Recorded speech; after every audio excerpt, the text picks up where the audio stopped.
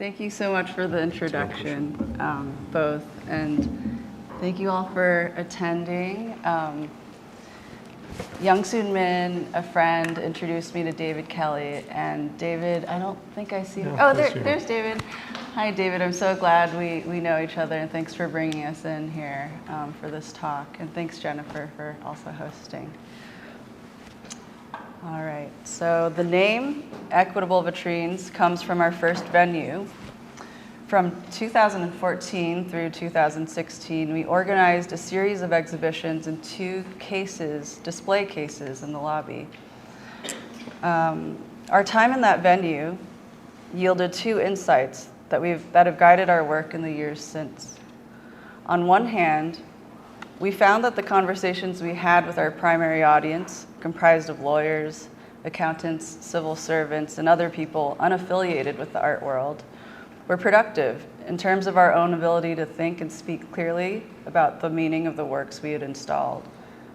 And on the other hand, through extended correspondences with the Equitable Buildings management, first while gaining access to the vitrines, and then through a formal proposal process by which we received permission to mount each of the exhibitions that we produced in that venue, we discovered that we enjoyed being compelled to translate our ideas and motivations into the type of language that would persuade a bureaucrat embedded within a commercial real estate conglomerate.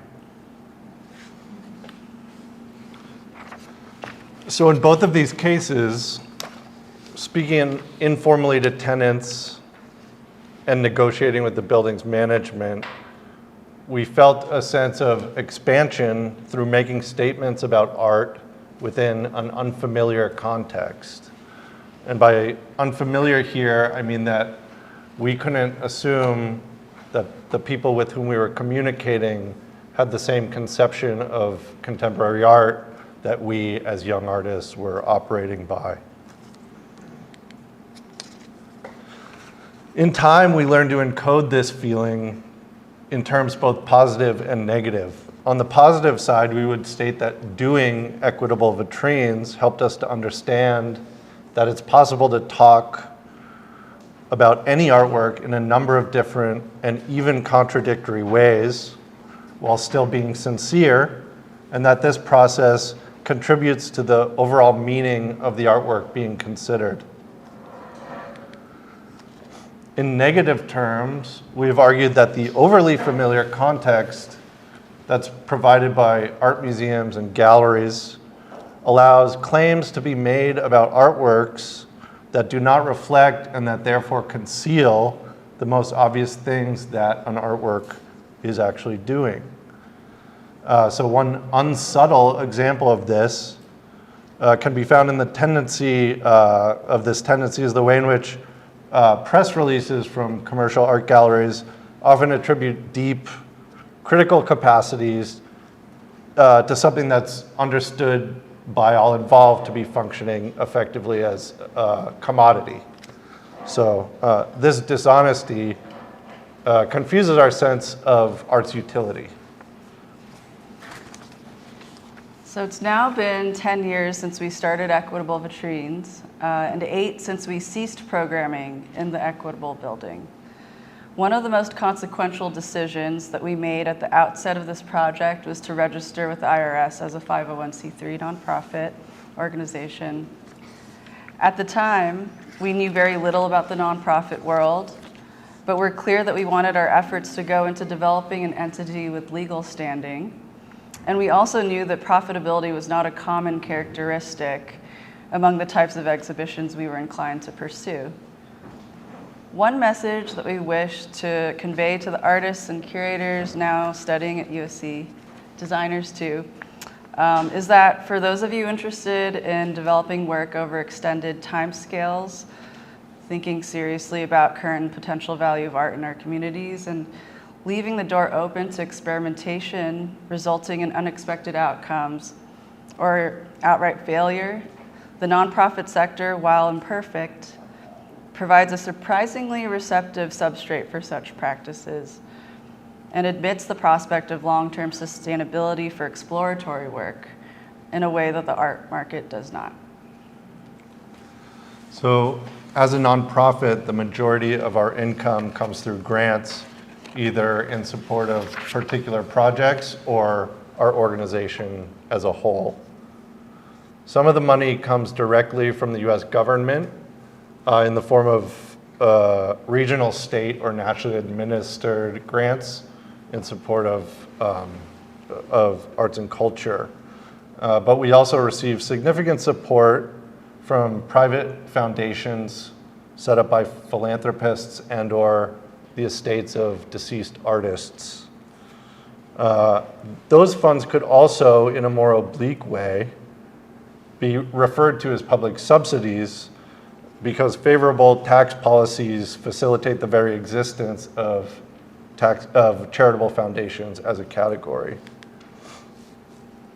In either case, our capacity to secure an operating budget for equitable vitrines is contingent on our ability to write persuasively about a given project or about our work in general within the format that's provided by grant applications, namely short essays.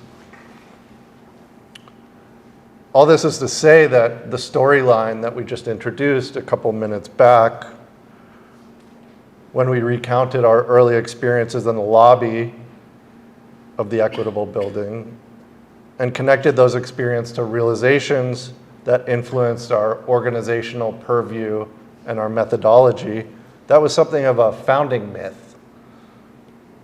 As a myth, it's at once an accurate account of our subjective experience, but it's also a rhetorical device that reflects pervasively held cultural norms. In other words, the story that we tell about equitable vitrines does convey our real experience and our real artistic priorities, but it's also inflected with a wide and variable set of details that through many dozens of grant applications and artist talks and informal conversations, we have found to be useful or compelling. It's important to note here that the audiences for which we inflect our organizational myth are not equally weighted. Our sources of funding being what they are, we must acknowledge that the way that we frame our work has been shaped in ways both direct and oblique by the mandate of the US government. So, through equitable vitrines, we act as agents of the state. This is not something we feel cynical about, though. We appreciate that there are funds available to support our pursuits and enjoy the language games that necessarily take place through the funding process as we try to make clear that our goals and those of our potential funders are in alignment. There's also something about the iterative nature of this process, stating, restating, and always subtly modulating our mission statement, our goals for a certain project, that we have found to be generative in terms of our overall desire to uncover honest ways of bringing contemporary art into the present. So we're now going to relate some findings from a research project that we've been conducting over the past few years. This research has informed our thinking about the relationship between funding and leadership structures in arts organizations and the effect that each has on the actual forms that artistic output takes. In 2021, we were invited to teach at CalArts as equitable vitrines, and neither of us had taught before. We didn't really know what we were doing, so we read widely in advance of the teaching post in an attempt to find a good way of transmitting our sensibility and our methods. I happen to be reading through a transcription of a round table that took place at Art Center in 1990 on the occasion of a seminal MoCA exhibition called A Forest of Signs that was co-curated by Mary Jane Jacob and Ann Goldstein. And I was struck by the following passage. Interesting case. First Bank System Incorporated, a Minneapolis, which had one of the most interesting art programs in America. They bought works, very good works from what I know, and hung them in the offices of people who worked at the bank. Obviously, most were middle class and well educated, and people hated it, hated it, hated it. They just wanted to get rid of it.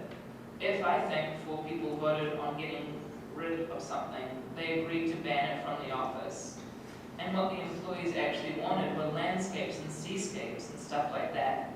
This argument that if you give people the right stuff, they will like it, I don't think that's true.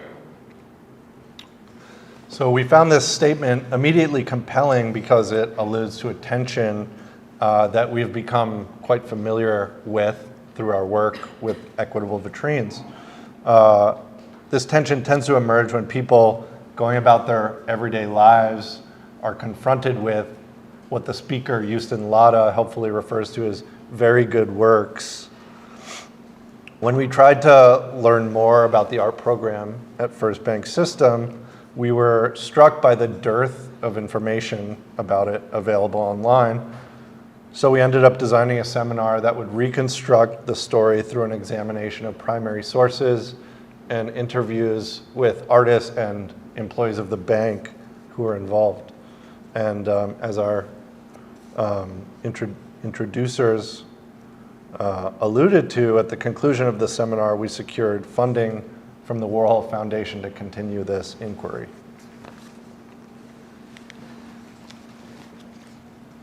So to be clear, the MoCA exhibition, Force of Signs, has no direct connection with the First Bank program, but it stands as an important point of reference that can help us to grasp how contemporary art changed over the course of the 80s.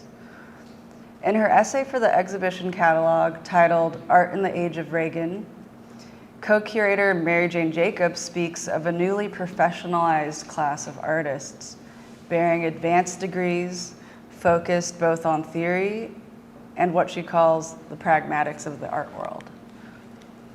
Jacob invokes the art world of the 70s, marked as it was by a sense of informality, collectivism, and a kind of avant-garde populism underwritten by a relatively unfettered National Endowment of the Arts, NEA, only to stress the magnitude of the recalibration that took place when a speculative frenzy descended on the art market, as on the nation itself, and a vastly expanded pool of private and corporate collectors incentivized young artists to forego experimentation and instead produce movable units in a trademark style. In the following passage, Jacob hones in on the relationship between form and funding, identifying among the artists in a forest of signs a neurotic dilemma that was similarly embedded within the structure of the First Bank art program. Today's art to consumer society is perhaps even more complicated than that of pop artists. The subject now is not a product pulled from a grocery shelf, but art itself as a product for sale. Appropriating techniques of commerce and advertising for the content, mode of fabrication, and presentation of the work, artists are playing with the strategies of both the business and art worlds that have combined forces in so many ways over the past decade. As a result, their work stands somewhere between criticality and complacency. To some, it exposes and questions the more deep-based values of our times, whereas to others, like Kay Larson, it is more accepting, as she wonders how valid is any critique of capitalism that aims at total success within the system.